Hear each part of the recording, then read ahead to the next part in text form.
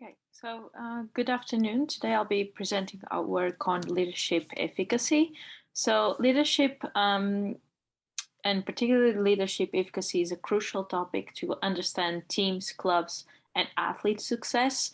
In this study, we adopted the leadership efficacy model in order to explain the efficacy of sports coaches. So first, the model states that we need to consider coaches' philosophy, so their ideas, their values, their coaching practice, so how these ideas are implemented, and their leadership criteria, so how they evaluate the results and the impact of these ideas.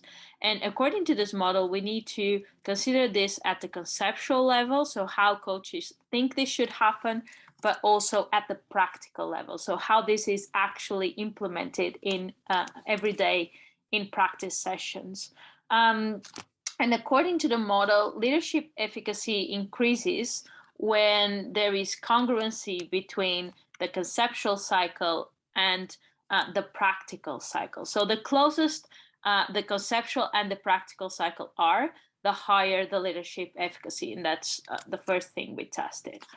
Moreover, the model also states that this relationship between leadership congruency and efficacy can be maximized if coaches have an optimal profile of leadership and if the conditions around leadership are favorable, so what we called leadership antecedents. So that's what we tested in this study, because we put together, and to the extent of our knowledge for the first time, these three components together to explain leadership efficacy.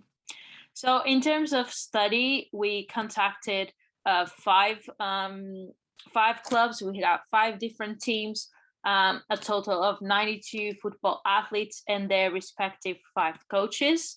And we started by comparing athletes and coaches' perceptions regarding coaches' philosophy, practice, and criteria.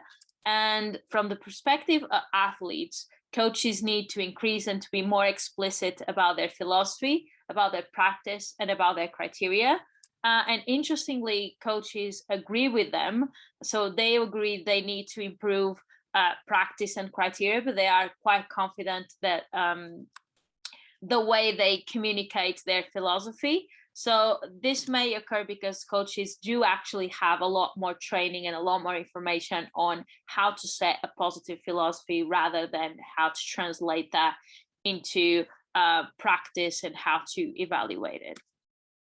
Another interesting result is the fact that athletes' perceptions of individual and team performance, which were the measures that we used to measure leadership efficacy, they follow different patterns. So leadership congruency only predicted team performance perceptions, but not individual. And this may be because of the sample, so the collective nature of our sample, and may also suggest that coaches are directing their cycles, so their philosophy, practice, and criteria towards the team and not as much to each individual. This is something that may need to be improved. Also, important to note that when we had a high optimal profile leadership, so athletes perceive their coaches to have a very positive profile and a high leadership favorability, this resulted in higher individual performance perceptions, and in the case of optimal profile of leadership, also higher team performance perceptions. However, we didn't find moderating effects, and this may be because we did have a biased sample in the sense that there were a lot of positive evaluations. So we kind of had a ceiling effect, which means that the low optimal profile group and the low favorability conditions did not represent a negative profile or an unfavorable conditions, just meant that they were less positive when compared to the high groups.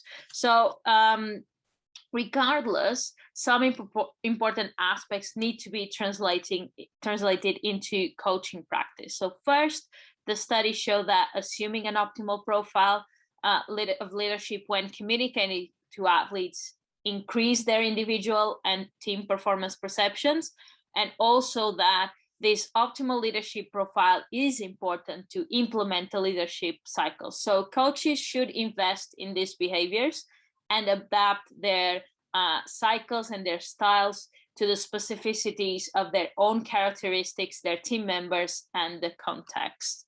So taken together, the study actually provides very promising empirical evidence to the leadership efficacy model. Thank you very much for watching. You do have the reference at the end if you want to know more about this study. Thank you.